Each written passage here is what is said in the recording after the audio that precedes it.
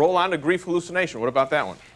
Well, okay, grief hallucinations, according to Jack Kent, apply to the disciples and James. And by the way, he would like you to think that this is in the literature. There's no such thing as grief hallucination in the DSM-4. Nothing. Now, Tony's right. People do see hallucinations, but what's the MO? A person who sees a grief hallucination is alone. Usually, let's picture an elderly lady who's lost her husband. She's alone in her room at night.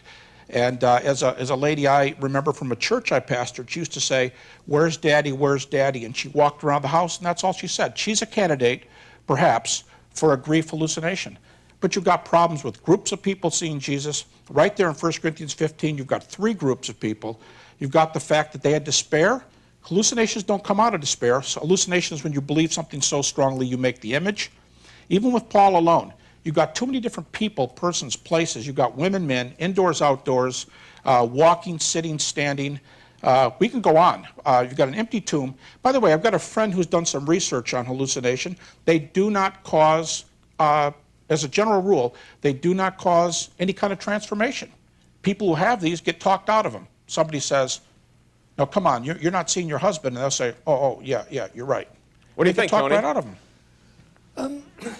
Well, about the particular psychological transformation, I'm not going to try and be an expert on this. It seems to me that there was plenty of reason for Paul to be upset. After all, he had been involved in persecuting Christians, and sometimes people have changes of mind in this sort of thing. Yeah, I mean, how would we get Paul wanting to convert so much that he's on the way to Damascus to imprison or kill Christians, and without any evidence from his writings, he wants to change. He doesn't fit any of those people groups. Mm-hmm. But my big problem is that he has to have four problems at the same time: conversion disorder, auditory hallucination, visual hallucination, and a Messiah complex, because he says, God spoke to me and I have a message for everybody in the world. That's four. That's pretty complicated theory to have four things happen. But my point was, conversion disorder, these other things don't come from conversion disorder in the DSM.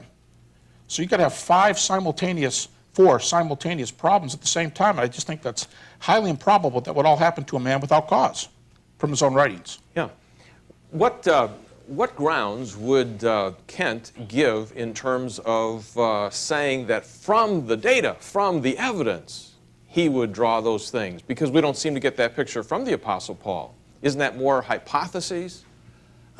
Well, yes, it certainly is. I mean, in view of the enormous shortage of evidence from any non-Christian source, you can't expect to produce with any great confidence conclusions about what actually happened there. You know, the list of things that we've got, okay, this is what we've got evidence for, but it's against a great background of enormous ignorance about everything there. I mean, I think the most one can reasonably hope to do is to suggest some way of interpreting the evidence that we have got without postulating a physical body being actually seen and being visible to anyone who happened to be there and photographable if cameras had been invented.